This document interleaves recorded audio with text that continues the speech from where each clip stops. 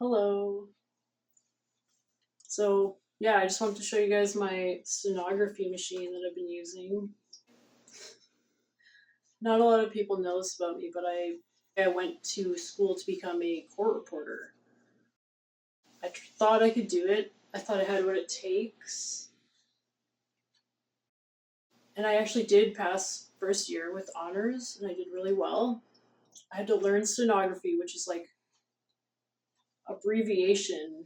The way you type it is like abbreviated on this machine. It's shorthand, it's called.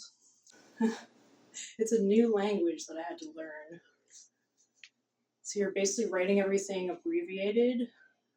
Not abbreviated, but you're writing phonetically. Phonetically. So the way things sound is the way you write it. That's why it's so fast. Everything's per syllable instead of the way it's written, which would take forever to type out. It is really cool. It's kind of interesting to learn, and I can play piano a little bit. So like it's similar. They say it's similar to piano because you're using this special machine. It was probably the hardest thing I've ever had to do in my life. And I actually not graduated, but I finished first year with honors. Did really well. I learned steno. I could do it. I can do it, but I don't think I have what it takes to get to what they need you to be at, which is 225 words per minute. For me, I can get to 120. 120, like I'm tapped out after that. Like I don't know how people do it, but there were some like fresh minds that joined the class. So I think like from like in their early 20s, maybe they could put their mind to anything and learn it and get really fast at it. But it takes a lot of dedication. It comes with a little bit of humility because it's like I really put a lot of time and effort into learning this. And I don't know if it's all for nothing. I'm trying not to believe that, but I've come to a point where I'm like, I don't think I can go any further. The school I was taking is the only school in Canada that offers this course, and it's in Alberta. So I did it online, which was, they say, harder than in person. But I did it. A bunch of other people did it too, and there were some that didn't make it. And then they all said it would be a very low percentage of people that would be able to make it into the second year, which I did not make it. I desperately needed a break after first year. And after taking you have to take a testing course after a speed testing course where you're just testing. It doesn't matter like whether you how many times you fail, like that's not really counted. It's just like if you've ever passed something, you pass the speed level, then you go to the next level. So a lot of people held off to do second year and they're like, okay, I'm just going to take a testing course which tests your speed to get you higher and higher and higher and faster. But a lot of people just like miserably fail, and a lot of people in the industry were just like warning us about that. They're like, yeah, don't be afraid to fail, like a lot. It's going to take time. And it really did. Oh my goodness. But yeah, I learned it. Like I know all the endings and like beginnings of words, and like everything in my mind now is different. And I do practice. I can still practice, and I can caption to things. Like so captioners for like sports and stuff. One of my teachers was the hockey captioner, which is that would be so hard. And you need to know all the players' names and all that stuff beforehand, and everything they're going to talk about has to be like kind of pre-programmed. So what you do is this machine, you need a special kind of software that translates it, and so that in within that you can create sub dictionaries for a specific event that you're doing steno for. For example, like a court case, you would be putting the names of like everyone's names in and like things like that you need prior knowledge about, just so that like when they bring it up, you'll know what the code is to put in. You need to like have something that you'll remember. And it's so cool because you can make these little sub dictionaries for like specific things. And so like if you need to go back into that, you can just like open up that dictionary and you have all that information.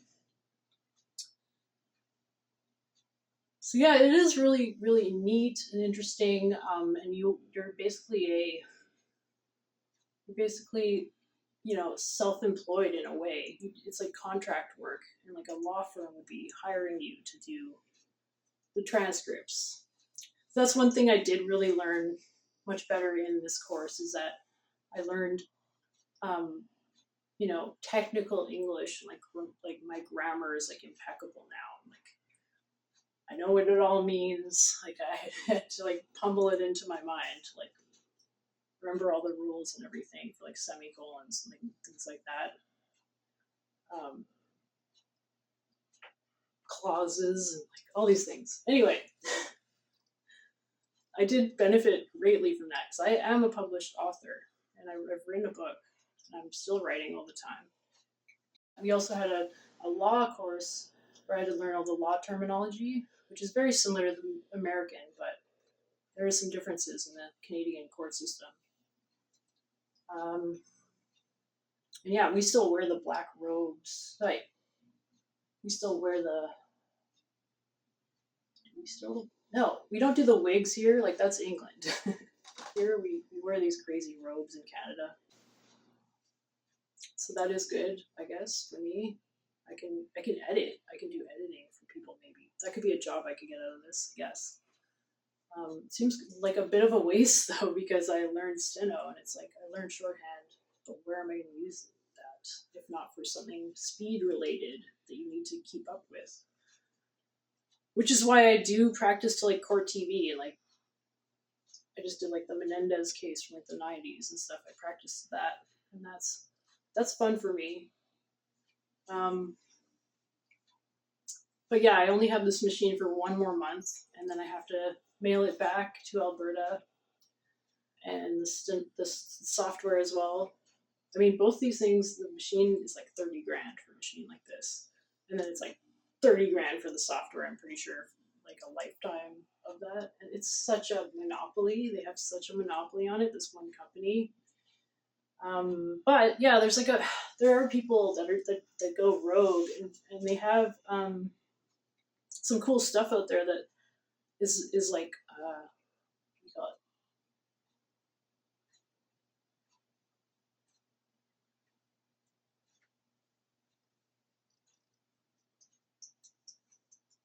Like Linux, like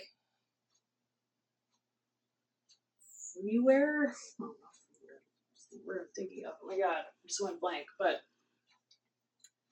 uh, there's software out there that people have made that are court reporters and stuff. They wanted to break away from this crazy expensive industry this is in, that you need to like kind of like keep up on. You need to buy a machine, you need to buy software to translate it. It's pretty annoying because it's all very expensive. But there were people that created a thing called Plover, which is really cool, that I found on Discord actually. They have a Discord group where they talk all about this stuff and like have so many cool tips for people trying to get into the industry and all that. But yeah, like I don't know, I just keep getting people encouraging me, oh, just keep trying. But I feel like I'm done. I feel like I've hit a wall with it. I can only get to like 125, and I don't want to go any faster than that. I don't even want to.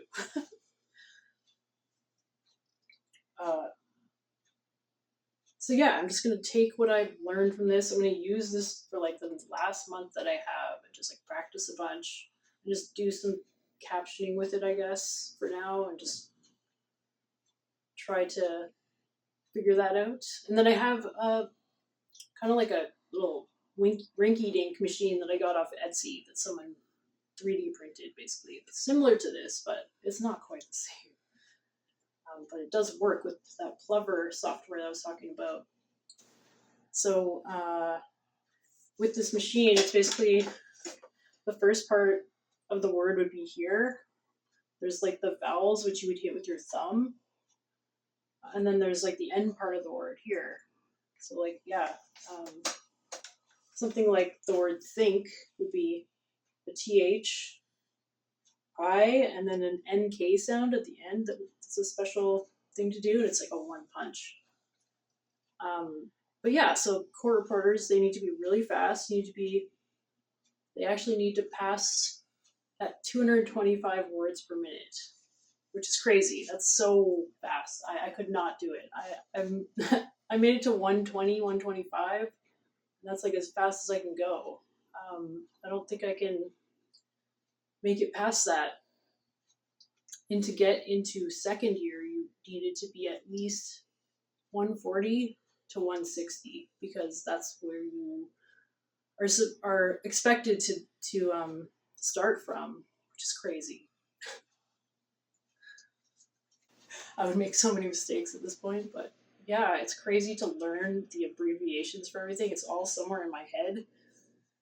I tried really hard to memorize. I memorized so much, and yeah, it's interesting. It's a cool thing. Like, I don't know. I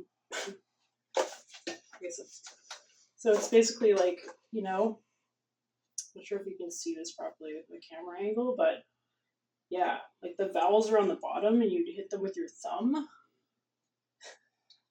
It's kind of cool. But there's like a number bar too. So like this, if you hold this down with one of the top numbers, it's one of the top buttons. It's a number. There's also an asterisk, and yeah, there's just all these endings you have to remember. I don't know. I think I'll probably never get dementia because of learning this. Just really, I think I created some new neuron pathways or something with this, which is good. But I hope I can get something out of this because now I'm in debt for school and I got to pay this off. Or I didn't even get into second year, and now second year has been canceled within the only school in Canada that was doing this. Now it's gone. So basically, when you're writing steno, you're just, it's a bunch of gobbledygook on the screen. A normal person would look at that and think it was like Klingon or something. It looks like an alien language. But somehow I can read that. So it's a very special set of skills that you have to become a stenographer or a court reporter. You have to be really fast. If you want to be able to like do something that you're going to remember, you got to like have it in your head or written down somewhere that you're like, okay, I'm going to do this phrasing this way. You can also do things differently than the way they teach you in school. So you don't have to do it exactly like that. So for example, like how many times, I'll say. So it would be like, this is H. And then you want to make the ow sound. So this is like H-O-U. So it would be H-O-U. I can't do this one-handed. O-U. That'd be how. How.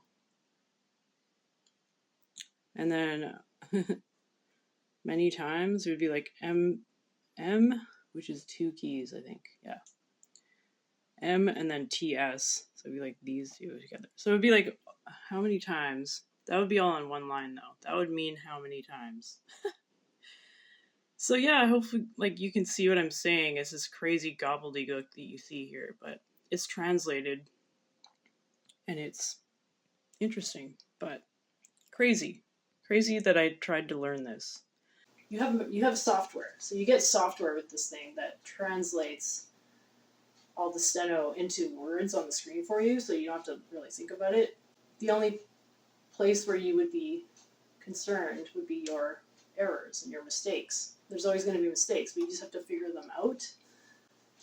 So some people can get by making a bunch of mistakes and just going, oh, what did I mean here? And like kind of figure it out, and that's maybe the sentence. But it's really hard. It was one of the hardest things I've ever tried to do in my life. And I think I'm like, I'm bowing out. I don't think I can do this. I can do, like I finished first year, I got some stuff under my belt where I can actually,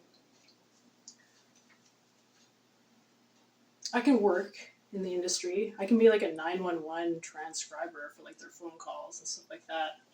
I can do transcripts basically.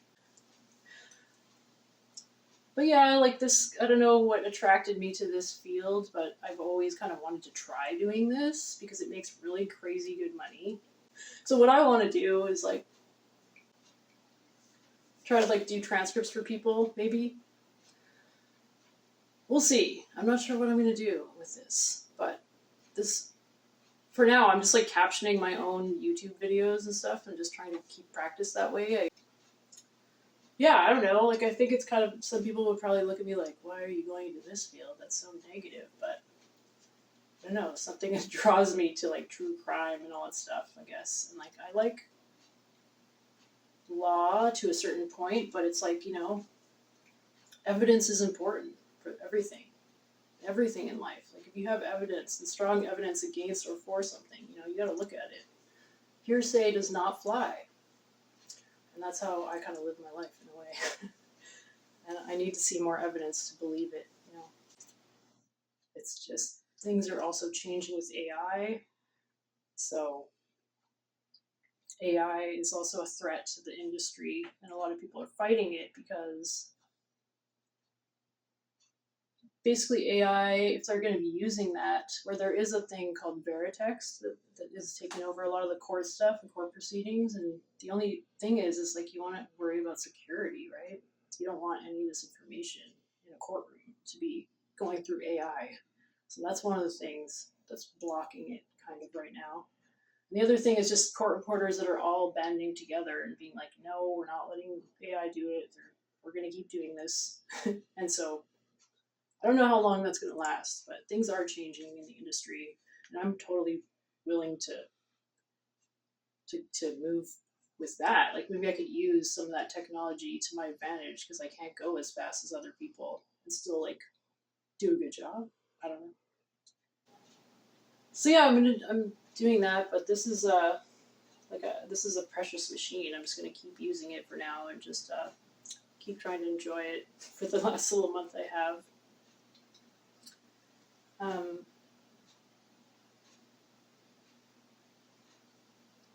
So yeah, there is a course I could, if I really wanted to, I could take a US course that would be online. It would just be way more expensive for me with the Canadian dollar where it's at right now. I could do that, but it's like I just don't have it in me to pass. I feel like that's it for me. I hope I can continue to use this somehow and or get a job somehow with this, but I don't know. But if anyone has anything to add and help me out with, that would be great. If you have any comments or any ideas for me, awesome. I'd love to hear them. Thanks.